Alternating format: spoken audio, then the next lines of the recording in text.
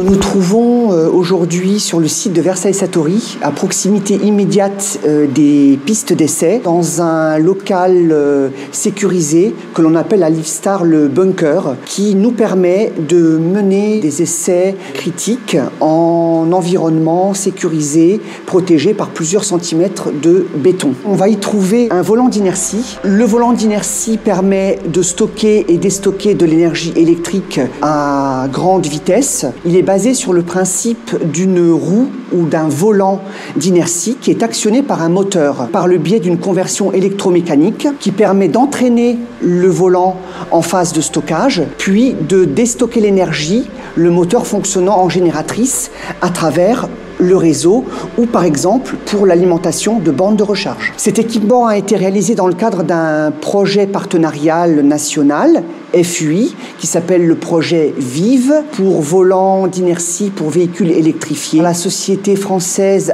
AER Atmostat, basée à Villejuif, a réalisé le concept, le design et l'intégration du prototype.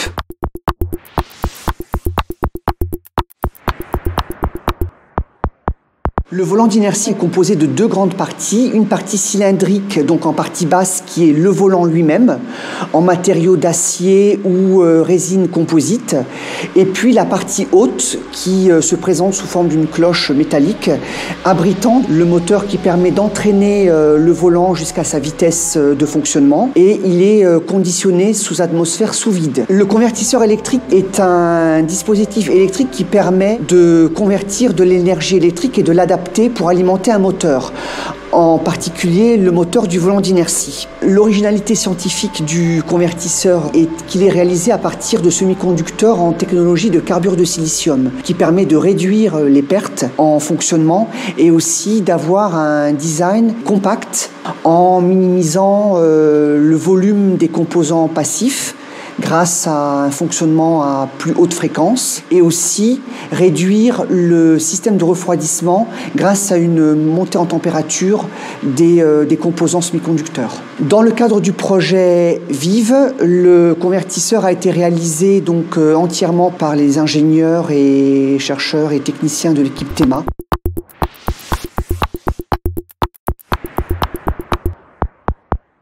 Au niveau de possibles collaborations avec des collectivités territoriales, urbaines, ce type d'application pourrait trouver une finalité, mais aussi auprès d'opérateurs de transport ferroviaires ou routiers. On peut en trouver dans les véhicules, des tramways, des trains, pour stocker l'énergie de freinage ou la restituer ensuite au moment du démarrage, mais aussi à plus petite échelle, on peut en trouver dans les véhicules pour l'aide au démarrage. Dans notre application, ce volant d'inertie, de par son énergie et sa puissance, sert à alimenter une borne de recharge de véhicules électriques qui se trouve à l'extérieur immédiate du bunker. Le volant d'inertie peut très bien être utilisé dans le cadre de partenariats internationaux pour l'électromobilité, à savoir l'alimentation de bornes à proximité immédiate de pôles urbains, de gares, de zones intermodales. Ce type d'équipement peut aussi s'insérer dans une démarche plus collaborative au niveau de projets, je dirais, du futur,